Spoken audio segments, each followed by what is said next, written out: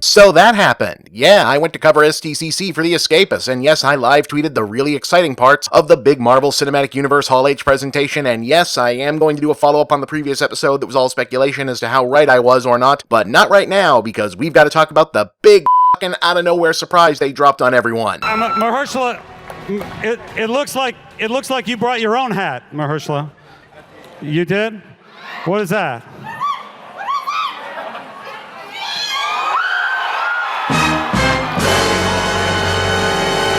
That is pretty big, and it was a hell of a way to go out, considering no one was predicting that they were even thinking of doing that, but it's not the big surprise. This was. For the first time, female Thor. There's only one person who could play that role. I'm going to introduce her to you now. Please, welcome to the stage, Natalie Portman!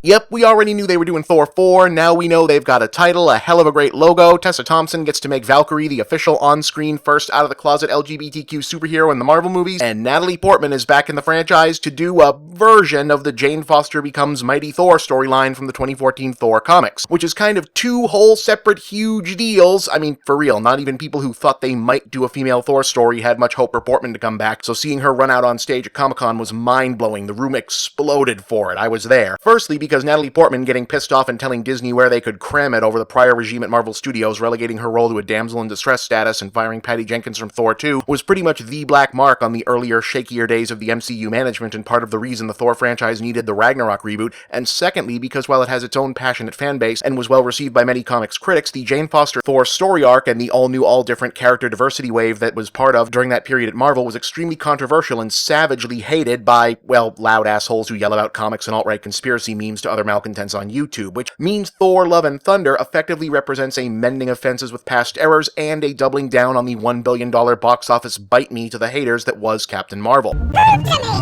you can beat me! Still, even those who aren't automatically opposed to the idea may have some questions about this, perhaps even some of the same questions that the angry blowhards pretend to have when really they're mostly just upset to learn that the popular culture is thriving just fine without their explicit permission or endorsement. For example, how does a female Thor, or anyone else Thor, work exactly when Thor isn't so much a title or a position as it is a guy's name? Well, comics are weird. Actually, in this particular case, the answer really isn't all that weird. It's actually pretty straightforward and makes some complete logical common sense. It just kind of seems arcane and complicated because the Thor comics have only ever been kind of popular and people generally didn't care that much for very long to keep things in order, but honestly, it's pretty basic as this stuff goes. Okay, so Thor's original origin, I mean like his comic book origin, not the real-world origin where he's a deity in an actual religion dating back to prehistoric Eastern Europe, was a lot different from the version everyone knows from the movie. Inasmuch as he was a more conventional superhero, but with Norse Viking mythology plugged into the slots where made-up sci-fi stuff would usually go. In that version, there was this doctor named Donald Blake who walked with a cane because he had a bad leg and he was out hiking when he witnessed an alien invasion happening, because that happens. Hiding in a cave, he finds Mjolnir, which has the whole inscription about whoever finds this, if he be worthy, take the power of Thor, etc. It turns out Blake is worthy, lucky thing. He becomes Thor and fights off the invasion, finds out he can change back into his normal self, which also disguises the magic hammer as a walking stick. There you go, there's the mighty Thor. Subsequent adventures would flesh out the mythology by revealing that the rest of the Asgardian pantheon was real as well, that they were more like interdimensional, long-lived alien superhumans than actual gods, because Jack Kirby was super into that whole trip, and that Odin had locked Thor up in the hammer behind the whole let's spend some time as a secret superhero identity to whatever puny mortal was decent enough to use you properly arrangement because he'd been a douchebag and needed to be taught a lesson, so that's where that whole plotline from the first movie came from, and for several years of publication, that was the Thor setup. Donald Blake is a do-gooder doctor, he turns into Thor to fight crime and monsters, sometimes there's Asgard drama that's more about Thor than Blake, and he gets sucked into it, and his fellow medical professional Jane Foster was his Lois Lane, the girl who loved both Donald Blake and Thor but didn't know they were the same guy. So you can pretty much plot out how most Thor stories went, and eventually Lee and Kirby and the rest of Marvel got kind of bored doing the Superman routine and retconned their own Thor backstory with a new twist that Blake had actually been transformed Thor all along, and that Odin's enchantment had merely separated him from his abilities, made him weak and mortal, and wiped his memory to teach him humility or something. Odin is kind of a dick. Also, Kirby eventually wanted to scrap the Norse gods from the whole thing entirely and replace them with a whole new cosmology of his own making, and Marvel said, no, we'd rather not, was apparently part, though not the only reason by far, why he eventually pulled up stakes and went to DC, where of course he immediately created a whole cosmology called the New Gods, but that's another show. Anyway, a murderer's row of big guns took over and wrote and drew Thor after Lee and Kirby were done with it, and while it had its highs and lows over the decades, one thing no one ever really cracked was what to do with Jane Foster once the Donald Blake storyline was done with. The idea of Thor as the god fighting to be allowed to be with a mortal woman was stretched out for a long time. Jane would lose and regain her memory and fall in and out of love with Blake, and a Blake lookalike named Kincaid, and Thor would go in and out of a similar situation with Lady Sif, and there was an arc where Jane and Sif were merged into a single person. It was weird. Eventually they just permanently had her forget all of the Thor stuff and quietly ushered her out of the series round about the mid-70s. Now, a lot more happened with the Thor books after that, especially in the 80s when Walt Simonson took over and changed the whole status quo again, basically becoming the preeminent Thor writer probably ever, in part by digging down hard on the Norse mythological deep lore and giving the Mjolnir, if they be worthy, powers of Thor as a mantle thing that hadn't really been dealt with since the Lee and Kirby had retconned the secret identity away, a workout via the character of Beta Ray Bill, an alien superhero who became an alien version of Thor when he picked up Mjolnir and proved worthy of not only lifting the hammer but using its powers, than anyone had in a while. And because Thor is a person, but that person is also a god and or godlike being that exists as a power set and position in the Asgardian hierarchy according to the original version of the origin,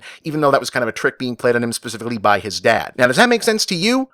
Really? Well, then so might the very long and very drawn-out and portentous death and rebirth of the Gods storyline that dominated the Thor comics of the early 2000s, primarily for the purpose of keeping him from serving as the easy fix for the mostly earthbound hero versus hero storylines that dominated the Civil War-era Marvel Universe. It was convoluted and basically led to a reset for the character, Donald Blake, Jane Foster, and all, but part of the reveal was confirming that the Asgardians are locked in a kind of perpetual death and rebirth cycle, reflecting the Norse End of Days story, which reinforces the concept of inheritance and transfer for their identities and titles if you needed that extra justification. Anyway, fast forward to 2014, and during the otherwise largely forgettable Original Sin storyline, Thor lost his powers by becoming unworthy of Mjolnir for the umpteenth time, and the mantle of Thor was this time transferred to a woman, and it turned out to be Jane Foster, which was a big surprise because at this point Jane Foster was in chemotherapy for cancer treatment, and while using the Thor powers held the disease at bay, she eventually had to transform back every time, and whenever she did, the cancer had always accelerated, which meant there was a lethal ticking clock on her ability to save the world. Now, during this period of the storylines, Thor, the original, who has in fact decided himself that he was unworthy, declared Thor to be a title that now belonged to Jane and started calling himself Odin's son instead. And since this is actually a pretty recent storyline still, and this episode is already way too goddamn long, you can go find out how that wrapped up on yourself. I thought it was pretty good. Oh,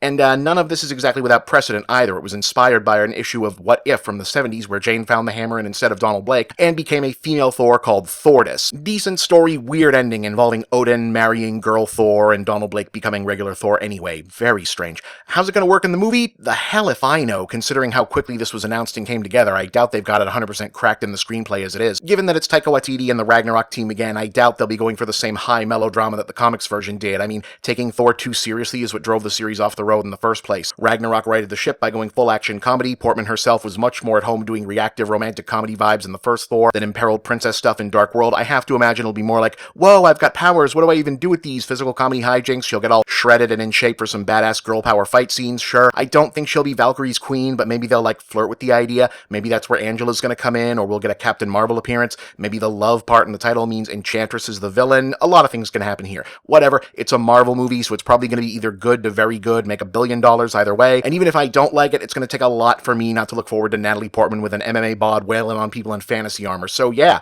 Thor. It's a guy's name. It's a title. It can be both things, and either way, at the end of Endgame, Thor basically made Valkyrie the new Odin, so I think she can just decide whoever gets called what. I'm Bob, and that's the big picture.